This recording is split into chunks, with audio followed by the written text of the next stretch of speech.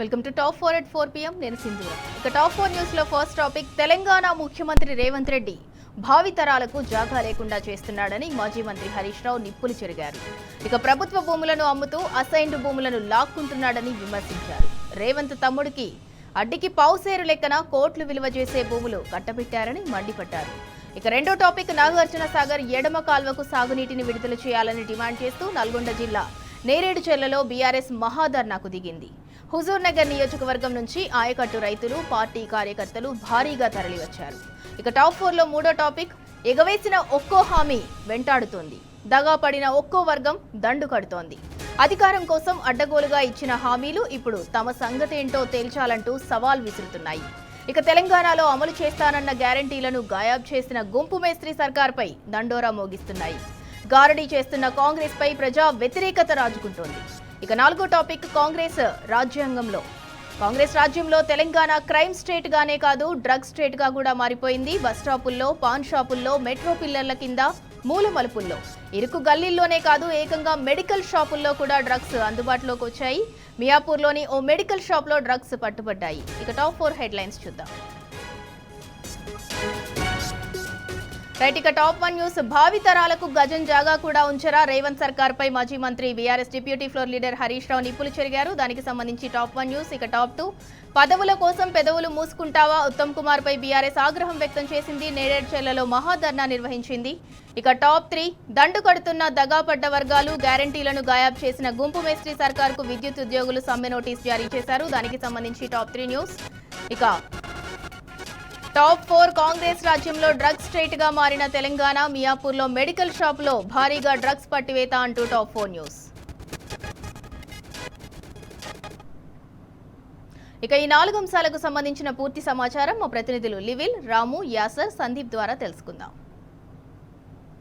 ఇక top 1 news కి సంబంధించిన డీటెయిల్స్ చూద్దాం. తెలంగాణ ముఖ్యమంత్రి రేవంత్ రెడ్డి భావితరాలకు జాగా లేకుండా చేస్తున్నాడని మాజీ మంత్రి హరీష్ రావు నిప్పులు చెరిగారు. ఇక ప్రభుత్వ భూములను అమ్ముతూ అసైన్డ్ భూములను లాక్కుంటున్నాడని విమర్శించారు. రేవంత్ తమ్ముడికి అడ్డికి పావుసేరు లెక్కన కోట్లు విలువ చేసే భూములు కట్టబెట్టారని మండిపడ్డారు. ఇక ప్రజల భూములేమో నిషేధిత జాబితాలోకి మారుస్తూ ప్రభుత్వ భూములేమో రేవంత్ సోదరులకు ఎలా కట్టబెడుతున్నారని నిలదీశారు.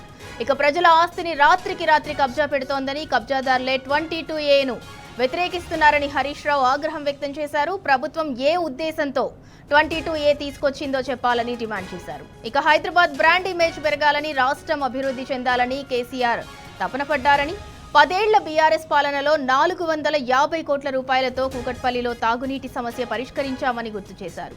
ఇక రేవంత్ పాలనలో ఎక్కడ ప్రభుత్వ భూమి కనబడితే అక్కడ అమ్మకాలు చేస్తున్నారని ధ్వజమెత్తారు. పార్కులు, ఫ్లాట్లు, పట్టా భూములను ఏదీ విడవటం లేదని, 2.5 ఏళ్లలో 30,000 కోట్లు విలువ చేసే భూములను రేవంత్ రెడ్డి అమ్మేశాడని హరీష్ రావు ధ్వజమెత్తారు.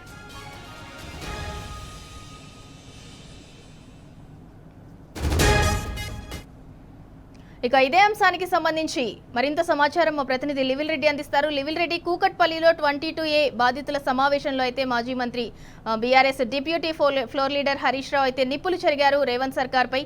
దానికి సంబంధించి అప్డేట్ ఏంటి? వాళ్ళ రాష్ట్ర ప్రభుత్వం చేపట్టిన 22A నిషేధ భూములపై బీఆర్ఎస్ పార్టీ లబ్ధిదారుల పక్షాన నిలుస్తుంది.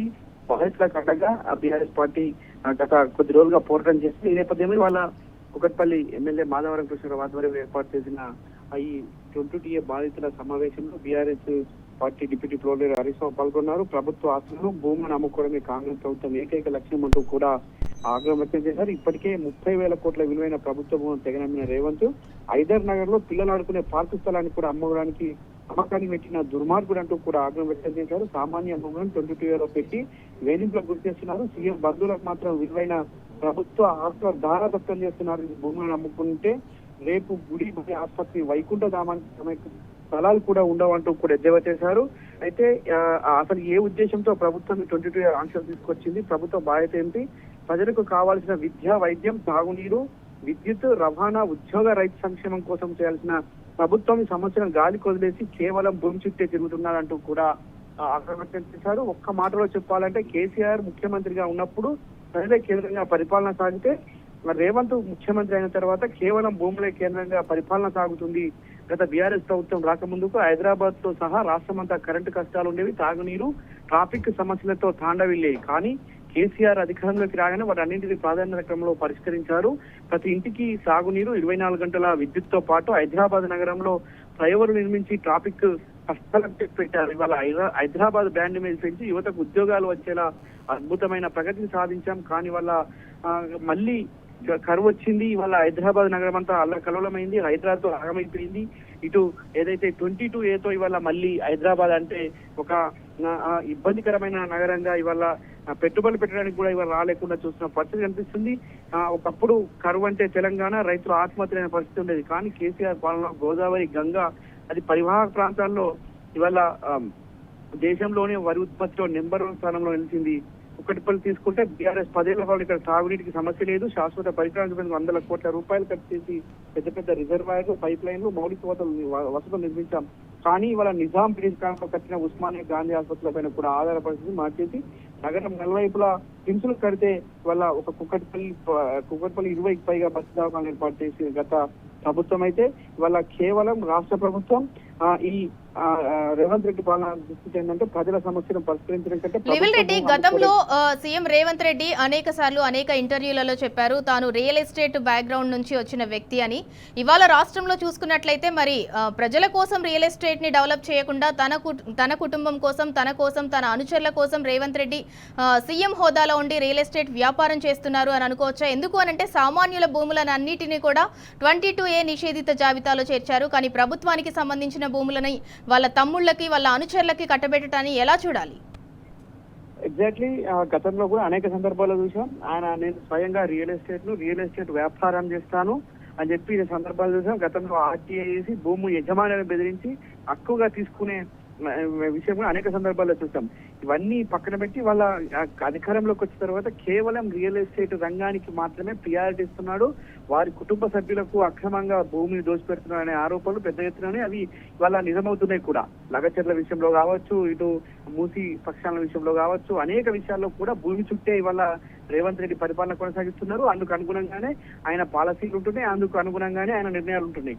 అంటే ప్రభుత్వంలో కేవలం ప్రజల కోసం కాదు, భూమి కోసమే వారి కుటుంబ సభ్యులకు దారాదత్తం చేయడం కోసమే పనిచేస్తున్నాయి అన్నదానికి ఇంతకు మించలేదు. గతంలో కూడా ఒక ఎమ్మెల్యే నియోజకవర్గానికి సంబంధించిన ఒక ఎమ్మెల్యే మట్టుకొని ఎకరాల్లో కొంటారు, గుంటల్లో అమ్ముతారు అని చెప్పేసి చెప్పిన మాటలు కూడా ఇది ఒక ఉదంతంగా తీసుకోవచ్చు. ఖచ్చితంగా రియల్ ఎస్టేట్ బ్రోకరేజానికి వల్ల ఈ ప్రభుత్వం బాసర కనిపిస్తుంది. ఆ ప్రభుత్వంలోని పెద్దలంతా కూడా రియల్ ఎస్టేట్ మాఫియాతో చేతులు కలిపి వాళ్ళ 22A నిషేధంలో పెట్టిన తర్వాత వాటిని మళ్ళీ ఆ కమిషన్ల బేస్ మీద రెగ్యులరైజ్ చేసుకోవడం, లేదంటే కమిషన్లు తీసి వారికి ఏదో నిషేధిత జాబితా నుంచి తొలగించే ప్రయత్నమే చేస్తున్నారు తప్ప ఎక్కడ కూడా వాళ్ళ పరిపాలన ప్రజలకు అందించాలి, మెరుగైన పాలన కొనసాగించాలనే ఏ మాత్రం కూడా వీరికి లేదనే స్పష్టమైంది. ఇవాళ ఒక కోటిపల్లె కాదు, ఇవాళ హైదరాబాద్ నగరంతో పాటు వివిధ జిల్లాల్లో కూడా 22A పెట్టి వాళ్ళ ప్రజలను ఇబ్బంది పెడుతున్న దుస్థితి రాష్ట్ర వ్యాప్తంగా కనిపిస్తుంది. ప్రధానంగా ప్రజలకు మేలు చేయాల్సిన నిర్ణయాలు తీసుకోవాల్సిన ప్రభుత్వం ఇవాళ ప్రజలనే ఇరుకాటంలో పెట్టి నిర్ణయాలు తీసుకోవడం, ప్రజలు పూర్తిగా ఆందోళన చెందుతున్నారు. ఈ ప్రభుత్వం చేతగాని ప్రభుత్వం, కమిషన్ల ప్రభుత్వం మరొకసారి నిరూపించారు. సుమారు 30,000 కోట్ల విలువైన భూమి జగన్ కూడా సందర్భంగా ఆగ్రహం వ్యక్తం చేశారు. అనేక విషయాల్లో కూడా ఇవాళ 22A బాధితులు ఇప్పుడే పోసుకుంటున్నారు. ఇవాళ ఖచ్చితంగా 22A బాధితులకు అండగా బీఆర్ఎస్ పార్టీ ఉంటుందని కూడా చెప్పుకొచ్చారు. ఖచ్చితంగా కబ్జాదారులు ధర్నా చేస్తున్నారని వాళ్ళే 22A చేయమంటున్నారని ముఖ్యమంత్రి మంత్రులు సిగ్గు లేకుండా మాట్లాడడం కూడా విడ్డూరం ఉందంటూ కూడా ఆగ్రహం వ్యక్తం చేశారు. 30-40 ఏళ్ల నుంచి నివాసం ఉంటున్న సామాన్యులు కబ్జాదారులు కాదు, రాత్రికి రాత్రే 10 రాష్ట్రాల నిషేధ జాబితాలో పెట్టి హక్కులు కాంగ్రెస్ ప్రభుత్వమే అసలైన కబ్జాదారు, అసలైన రియల్ ఎస్టేట్ బ్రోకర్ అని చెప్పేసి కూడా చెప్పుకొచ్చారు. గుండె మీద చెయ్యి వేసుకుని హాయిగా నిద్రపోతూ ఉంటాయి ఇప్పుడు హైదరాబాద్ నగరంలో. ఎప్పుడు తమ ఆస్తులు 22A పెడతారో, ఎప్పుడు హైదరాబాద్ లో వస్తాయన్న నగరం బిక్కుబిక్కుమంటున్నారంటూ కూడా ఆగ్రహం వ్యక్తం చేశారు. కుక్కడపల్లిలో సమస్య ఇదే వ్యవహారం ఉంది. లేఅవుట్, సీలింగ్ భూములతో సహా దాదాపు 1 కోటి ఎకరాలకు పైన ఇవాళ నిషేధ జాబితాలో పెట్టారు. నాడు 1 కోటి ఎకరాల మాగాణానికి నీళ్లు అందించిన కేసీఆర్ ఇవాళ 1 కోటి ఎకరాల నిషేధ జాబితాలో పెట్టి ప్రజలను ఇబ్బందికి గురి చేస్తున్న రేవంత్ పాలనపై ఆగ్రహం వ్యక్తం చేశారు. ఇవాళ మేడ్చల్, మల్కాజ్గిరి, కుత్బుల్లాపూర్, కుకట్పల్లి ఎక్కడికి వెళ్ళినా వేలాది మంది 22A బాధితులు తమ వేదన వెలగట్టుకుంటున్నారు. 98% భూములను తీసేసి సారీ చెప్పిన పొంగులేటి శ్రీనివాస్ రెడ్డి సరిపోతున్నట్టు కూడా ఆగ్రహం వ్యక్తం చేశారు.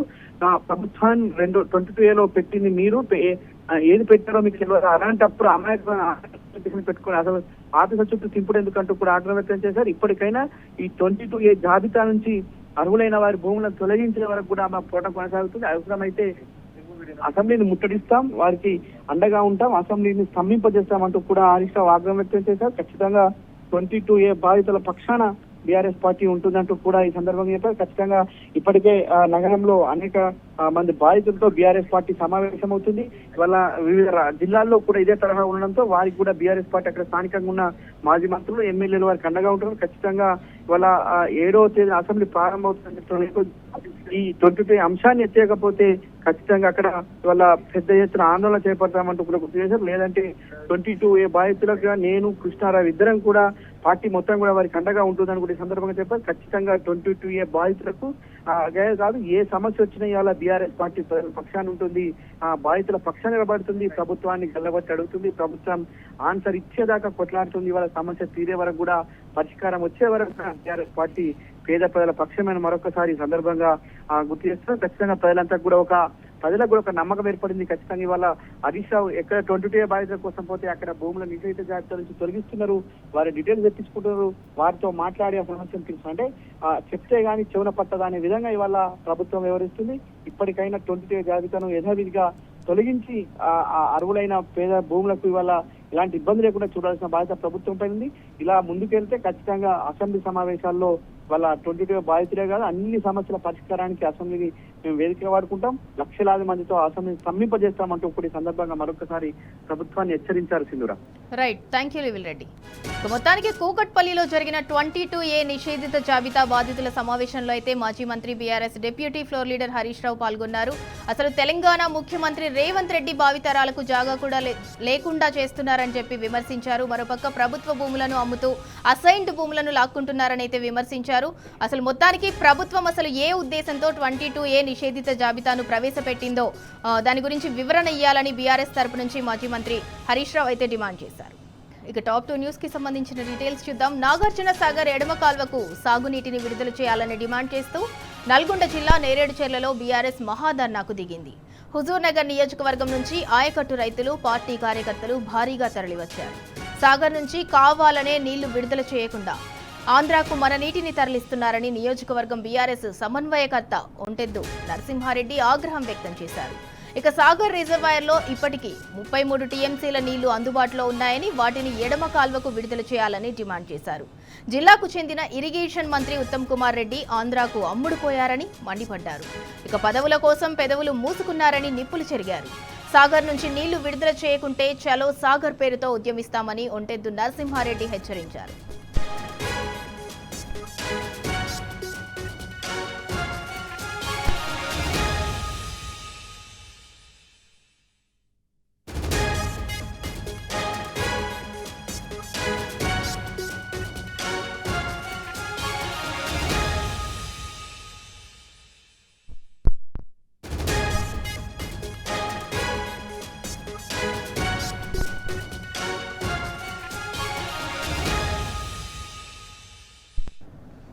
ఇక ఇదే అంశానికి సంబంధించి మరింత సమాచారం మా ప్రతినిధి నల్గొండ నుంచి రాము అందిస్తారు. రాము, నాగార్జున సాగర్ ఎడమ కాల్వకు సాగునీరు విడుదల చేయాలంటూ బీఆర్ఎస్ అయితే మహాధర్నాకు దిగింది. ఆ ధర్నాకైతే రైతుల నుంచి, ఆయకట్టు రైతుల నుంచి విశేష స్పందన వచ్చింది. దానికి సంబంధించి అప్డేట్ ఏంటి?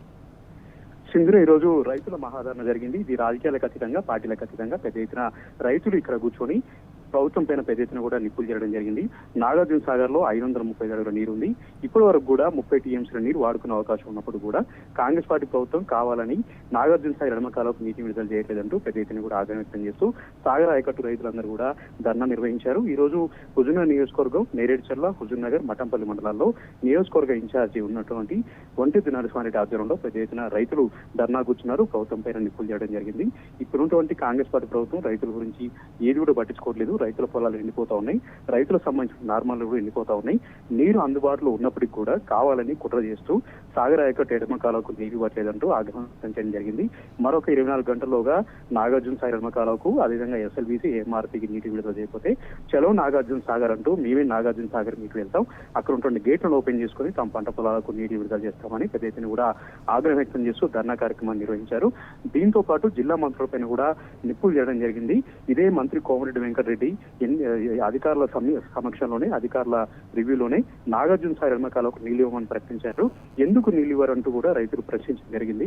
నాగార్జున సాగర్ లో మన హక్కుగా ఉన్నటువంటి 33 టీఎంసీ నీరు నాగార్జున సాగర్ ఎడమకాల కింద ఇవ్వాల్సిందే.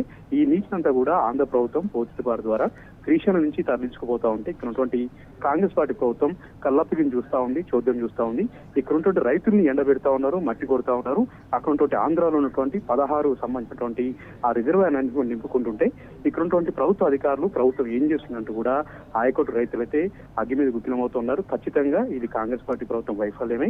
సాగర్ సంబంధించినటువంటి నీటి జలాల్లో మనకు పూర్తి హక్కు ఉన్నప్పుడు కూడా కావాలని నీటి విడుదల చేయకుండా తమ పంట పొలాలు ఎండబెడతా ఉన్నారు. వానాకాలం సీజన్ లో కూడా నీళ్లు ఇవ్వలేనటువంటి చేతగాని ప్రభుత్వం పైన తామంతా కూడా తిరగబడతామని ఈ రోజు తీర్మానం కూడా చేసుకున్నారు. గ్రామాలు తీర్మానం చేసుకున్నారు. రాజకీయాలకు అతీతంగా పార్టీలకు అతీతంగా రైతు సంఘాలు రైతు సంబంధించినటువంటి యూనియన్లు కూడా ఒకటవుతా ఉన్నాయి. మరొక 2 రోజుల్లో చలో నాగార్జున సాగర్ పేరుతో పెద్ద ఎత్తున కూడా తామంతా కూడా సాగర్ మీదకి వెళ్తామని కూడా చెప్తా ఉన్నారు. ఇప్పటికైనా సరే రేవంత్ రెడ్డి ప్రభుత్వం తమ కోరికను మన్నించి నాగార్జున సాగర్ ఎకాల కింద పూర్తిగా నీటి విడుదల చేయాలి, తమ ఎండిపోతున్నటువంటి పంట పొలాలకు నీరు ఇవ్వాలని కూడా వాళ్ళు డిమాండ్ చేస్తా ఉన్నారు. తామంతా కూడా నార్లు పోసుకున్నాం, ఎంతో ఆశలతో ఎదురు చూస్తా ఉన్నాం, 1000 కళ్ళతో నీటిని విడుదల చేస్తారని.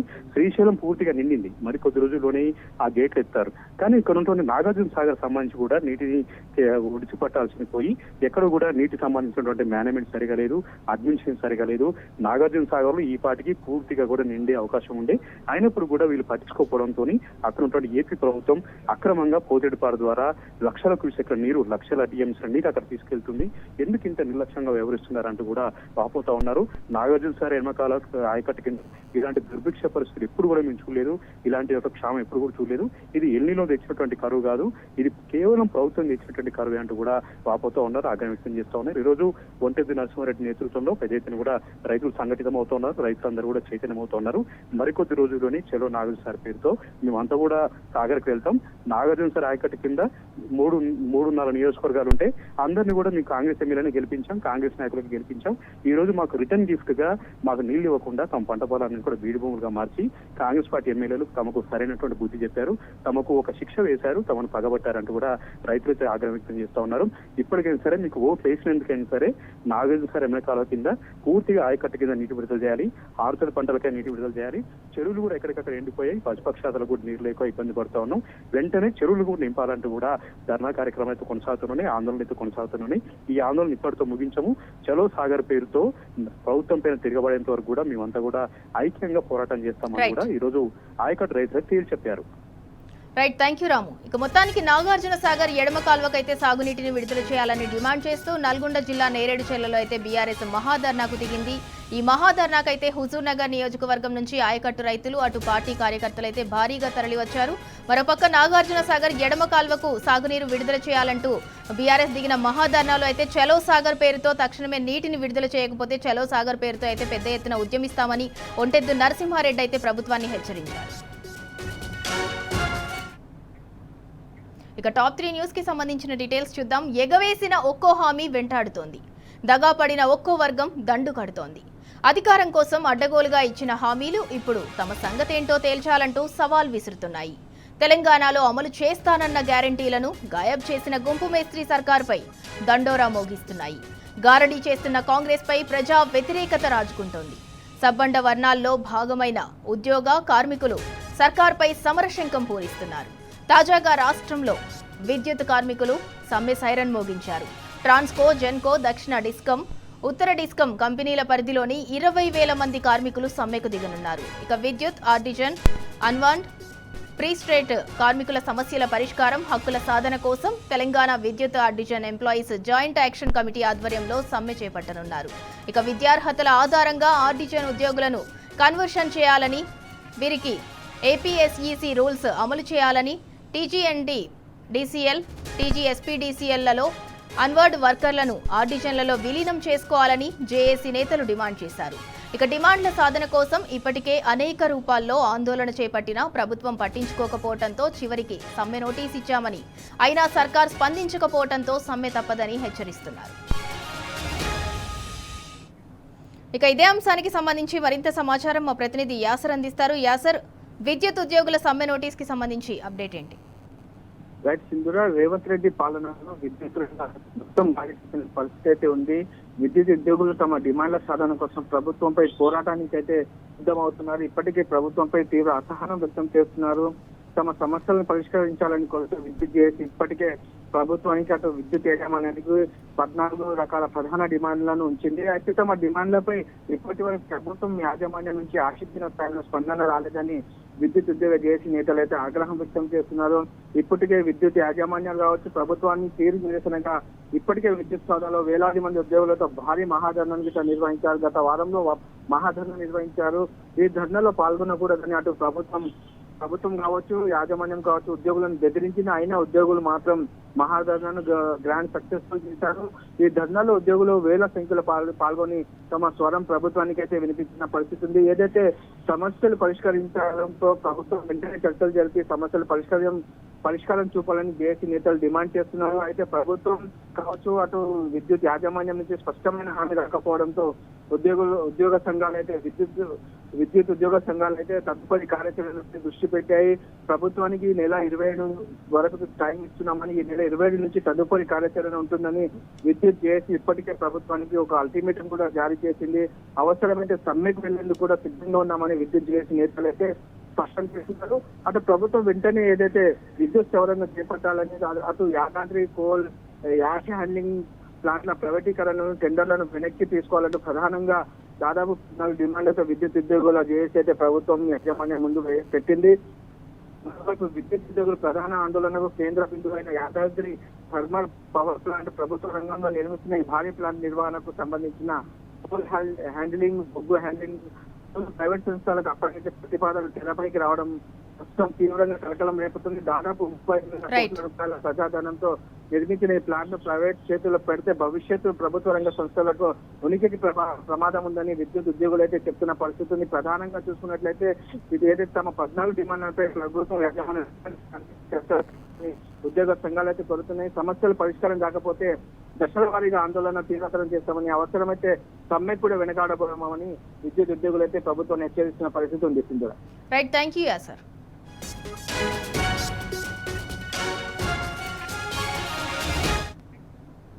ఇక టాప్ 4 న్యూస్ కి సంబంధించిన డీటెయిల్స్ చూద్దాం. కాంగ్రెస్ రాజ్యంలో తెలంగాణ క్రైమ్ స్టేట్ గానే కాదు, డ్రగ్ స్టేట్ గా కూడా మారిపోయింది.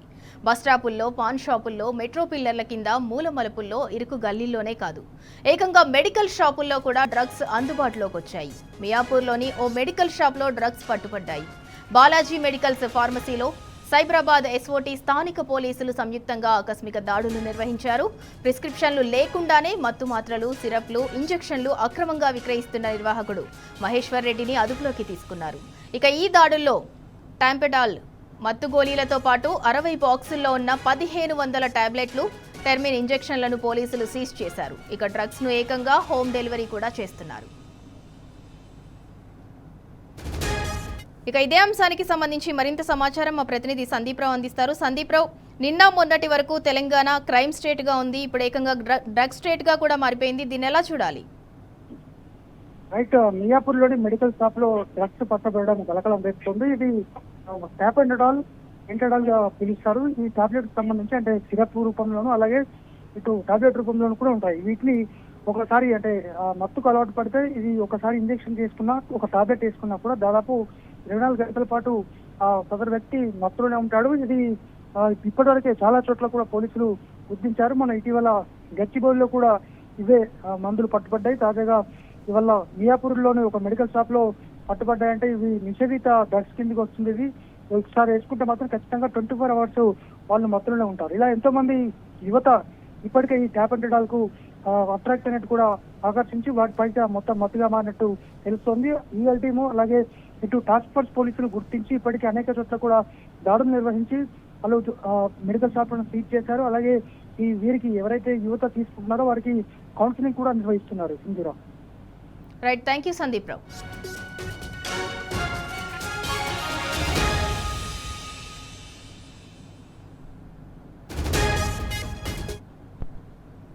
ఇవి టాప్ 4 at 4 PM అప్డేట్స్.